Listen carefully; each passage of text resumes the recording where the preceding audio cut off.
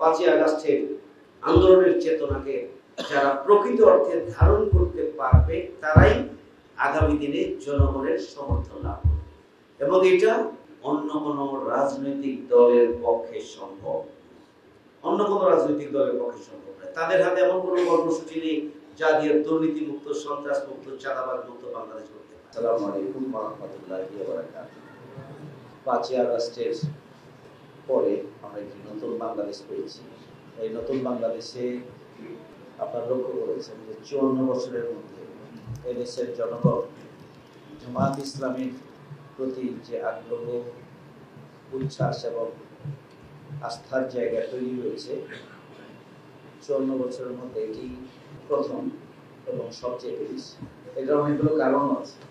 প্রথম কারণ হচ্ছে জামাত ইসলামী বাংলাদেশ সবচেয়ে বড় মুসলিম দল এবং জামাত ইসলামী বাংলাদেশ তার শীর্ষ 11 জন নেতৃত্ব দিয়েছে। জামাত 100 বছরের অবস্থা।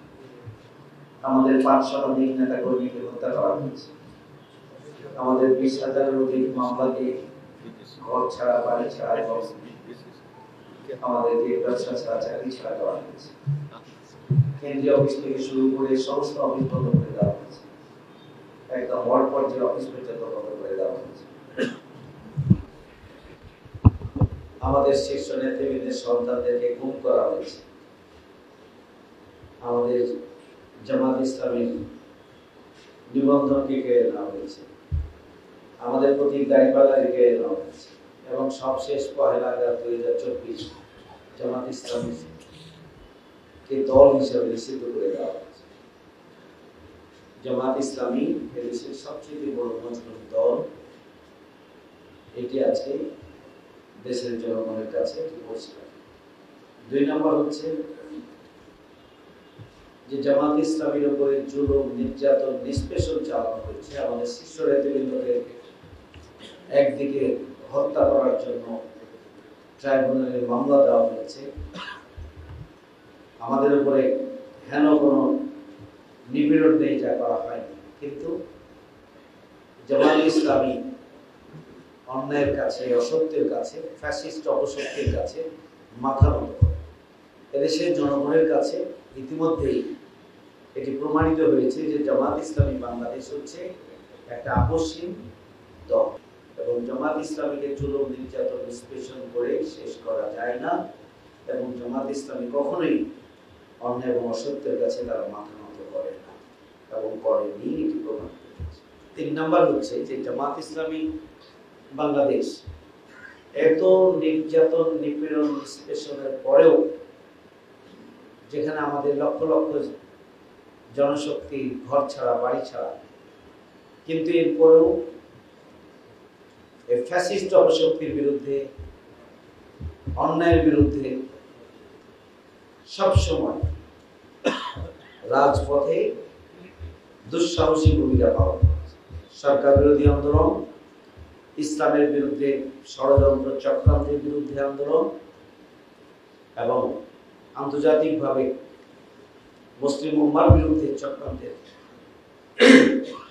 বিরুদ্ধে প্রতিবাদ, এই সকল আন্দোলন সংগ্রামে জামাত ইসলামী ময়দানে সর্বশক্তি প্রয়োগ করে থাকার জন্য চেষ্টা করেছে। আমরা 10ই জুন 2023 সালে 2024 সালে 10ই জুন আমরা যে আন্দোলন করেছি, সে আন্দোলন শুধু বাংলাদেশের জনগণকে নয়, আন্তর্জাতিক মিডিয়া এই আন্দোলন সেই দিনের কর্মসূচি ব্যাপকভাবে ফলো করে প্রচারিত। 28 অক্টোবর 2024 সালে জামাতের যে মহাসমাবেশ, সেই মহাসমাবেশের একটা ঐতিহাসিক মহাসমাবেশ হয়েছে এবং আমরা সুশৃঙ্খলভাবে আমাদের সমস্ত জনশক্তি, জনগণ দুঃসাহসিকতার সাথে ময়দানে থেকে একটা সাকসেসফুল সমাবেশ সম্পন্ন করতে পেরেছে। আলহামদুলিল্লাহ, আল্লাহ সাহিব আমাদের ভাইদের দুঃসাহসিকতা এবং কোরবানি কারণে এটি সম্ভব। আমরা সরকারের বিরুদ্ধে প্যারালালি এই 15.5 বছর জুড়ে আমরা আন্দোলন সংগ্রাম চালিয়ে এসেছি। আমরা রাজপথ থেকে ফিরে আসি, পাখির মতো গুলি করে রাজপথে আমাদের জনশক্তিকে হত্যা করা হয়েছে। রিমান্ডে নেওয়া হয়েছে, জুলুম চালানো হয়েছে, মিথ্যা মামলা দেওয়া হয়েছে, রায় দেওয়া হয়েছে, কিন্তু এরপরেও আমাদের আলহামদুলিল্লাহ যে আমাদের জনশক্তি সাহসিকতার সাথে রাজপথে ছিল এবং জনগণের জন্য, দেশের জন্য ফ্যাসিস্ট অপশক্তির বিরুদ্ধে তারা লড়াই সংগ্রাম চালিয়ে গিয়েছে। আপনি খেয়াল করেছেন যে এত জুলুম নিপীড়নের পরেও জামাতের আমির ডাক্তার শফিকুর রহমান এবং সারা বাংলাদেশে যেখানেই বন্যা, ঘূর্ণিঝড়, নদী ভাঙন, রোড অ্যাক্সিডেন্ট, যেখানেই বিপর্যস্ত মানবতা সেখানেই সবার আগে আমির জামাত চলে গিয়েছেন এবং সবার আগে জামাত ইসলামের কেন্দ্রীয় এবং স্থানীয় নেতৃবৃন্দ চলে গিয়েছে। এবং এটা করার ক্ষেত্রে জামাত ইসলাম যেমনি ভাবে দলমতের বিবেচনা করে নাই, ঠিক তেমনি ভাবে ধর্ম বর্ণের বিবেচনা করে। ধর্ম দল বিবেচনা না করে মানবিক বিবেচনায় মানবতার পাশে জামাত ইসলামী দাঁড়িয়েছে। যেখানে জামাত মজলুম, সেখানে জামাত ইসলামী মজলুম জনগণের পাশে, বিপর্যস্ত ক্ষতিগ্রস্ত সমস্যা কবলিত মানুষের পাশে জামাত ইসলামী দাঁড়িয়েছে। এইটা এদেশের জনগণের অন্তরে দাগ কেটেছে।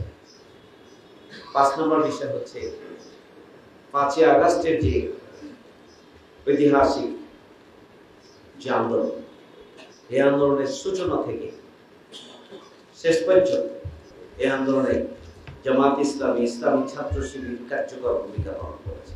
এই আন্দোলনের পিছনে সূচনা লগ্ন থেকে ইসলামী ছাত্র শিবির ঐতিহাসিক অবদান এবং 15.5 বছরের বিক্ষুব্ধ জনতা আন্দোলনের সাথে যুক্ত হয়েছে। এই আন্দোলনের প্রথম দিন থেকেই শুকনো খাবার, পানি, খাবার বিতরণ, অ্যাম্বুলেন্স সার্ভিস এবং স্বাস্থ্য সেবার জন্য হসপিটাল ব্যবস্থাপনা থেকে শুরু করে মানুষের পাশে জামাত এবং ইসলামী ছাত্র শিবির থেকেছে, এটা আজকে প্রমাণিত হয়েছে। এবং এই আন্দোলনের পরে আহতদের দেখতে যাওয়া এবং তাদের ট্রিটমেন্টের জন্য পর্যাপ্ত ব্যবস্থা জামাত ইসলামীর পক্ষ থেকে করা হয়েছিল। আমিরে জামাত, আমরা রাজধানী সহ গোটা বাংলাদেশে আমিরে জামাত পাগলের মতো ছুটে বেরিয়েছেন আহত এবং শহীদ পরিবারকে সান্ত্বনা দেওয়ার জন্য।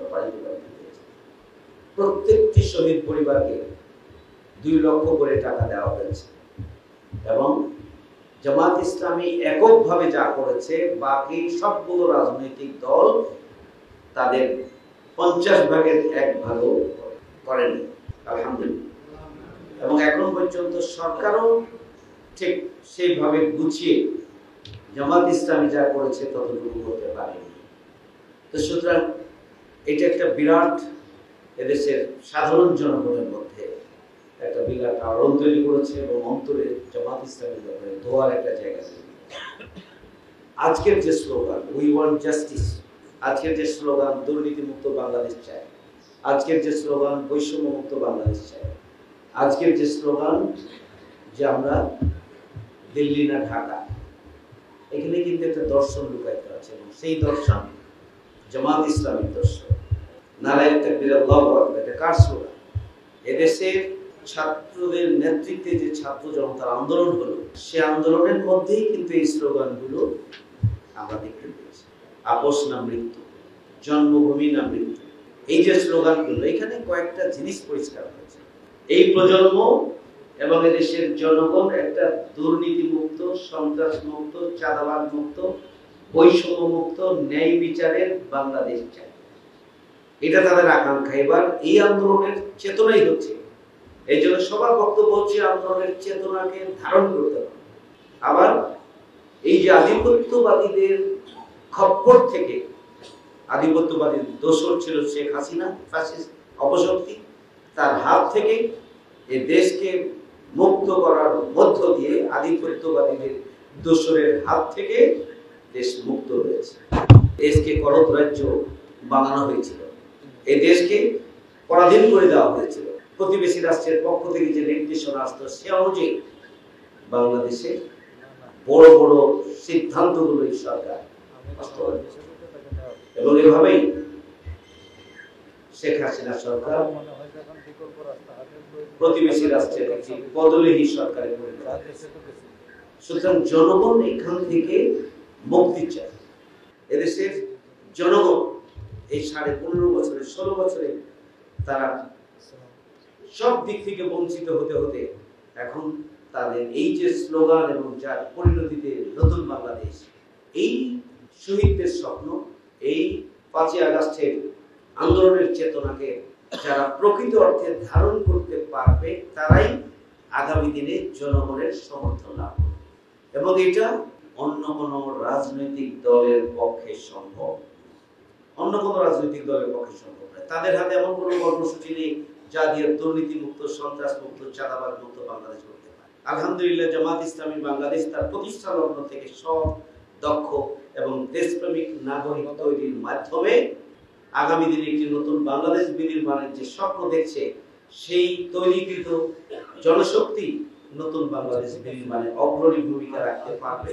জামাত ইসলামী বাংলাদেশের ব্যাপারে 6টি গুরুত্বপূর্ণ কারণ, যার কারণে জামাত ইসলামী বাংলাদেশের প্রতি মানুষের যে আস্থার জায়গা, ভালোবাসার জায়গা তৈরি হয়েছে, যে আকাঙ্ক্ষার জায়গা তৈরি হয়েছে, সেই আকাঙ্ক্ষাকে স্থায়ী রূপ দেওয়ার জন্য এখন আমাদের রয়েছে অনেক অনেক অনেক বেশি দায়িত্ব এবং কর্তব্য।